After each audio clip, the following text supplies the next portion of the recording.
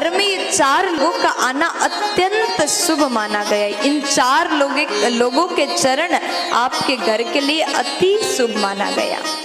तो ध्यान से सुनिएगा, ये 4 लोग कौन हैं जिनके चरण घर में पड़ने से हमारे घर में सुख शांति आ जाता है। तो शास्त्र ने कहा इन 4 लोगों के चरण अगर आपके घर में पड़ जाए तो आपका घर वैकुंठ बन जाता है। सर्वप्रथम जामाता यानी दामाद, जमाई, जो भी आपके भाषा में बोलते हो वही आप मान लीजिए, सोच लीजिए, ठीक है। क्योंकि यहाँ पर मुझे बहुत से जगह से लोग सुन रहे हैं, बहुत से देश से लोग सुन रहे हैं। दामाद के चरण, ज्वाई के चरण, सबके भाषा में बोलो, मुझे बहुत 2-4 भाषा में तो पता है लेकिन बहुत सारे भाषा में नहीं पता, ठीक है। तो जामाता संस्कृत में बोलते हैं। दामाद के चरण अति शुभ माना गया। आपके घर में अगर दामाद साल भर में 1 बार भी आए तो दामाद के चरण घर में पड़ना अत्यंत शुभ है। आपके घर में सुख शांति आती है। इसलिए कभी दामाद का निंदा मत करो, जमाई का तिरस्कार मत करो, दामाद का सम्मान करो। लेकिन दामाद के बारे में उतना बोलने की जरूरत मुझे नहीं है, क्योंकि दामाद जी अगर घर में आते हैं तो उनके लिए अलग ही स्वागत किया जाता है, 56 भोग खिलाया जाता है, खूब सेवा किया जाता है। और पहले दामाद जी और दूसरे नंबर में ननंद। अब यहाँ हर भाभियों को सुनने की जरूरत है, क्योंकि ननंद ज्यादा घर में आए तो भाभियां पहले से मुंह बना लेती हैं, मुंह फुला लेती हैं। ननंद अगर घर में आए तो वो चरण, ननंद के चरण भी अति शुभ माना गया।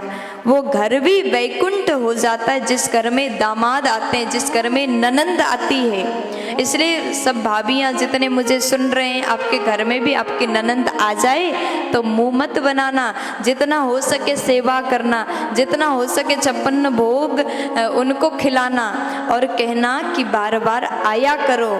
क्योंकि ननंद अगर घर में बार बार आए, ननंद भी समझदार होती है, साल भर में 1 बार आती हैं, और किसी किसी की बहुत जल्दी हफ्ते भर में 3 बार आ जाते हैं, है ना। तो ननंद का सेवा करो, इनका चरण भी अति शुभ माना गया। तीसरे नंबर में कहा भांजा, ननंद के बेटा, भांजा के चरण भी अत्यंत शुभ है। घर में अगर भांजा आए तो भगाना मत, उनसे रूठ करके बात मत करना। भांजा के चरण भी आपके घर के लिए शुभ है, उनको भी घर में आना चाहिए। और चौथे नंबर में गुरुजन, महापुरुष, संत महापुरुष। संत महापुरुष के चरण जिस घर में पड़ता है वो साक्षात वैकुंठ बन जाता है। और संतों के चरण जिस घर में हो जाए वो घर के भाग्य खुल जाता है, उस घर के लोग धन्य हो जाते हैं जिस घर में संत का चरण आ जाता है, चरण पड़ता है। तो साल भर में संत अगर रोज रोज ना आए तो कम से कम अपने गुरुजी को साल भर में 1 बार जरूर घर में बुलाओ। 365 दिन में अगर 1 दिन भी आपके गुरुदेव, कोई संत महापुरुष आपके घर में प्रवेश अगर 1 दिन भी करते हैं तो 365 दिन तक वो घर में मकर संक्रांति आ जाता है। इसलिए वो घर धन्य है जिस घर में संतों का चरण पड़ता है।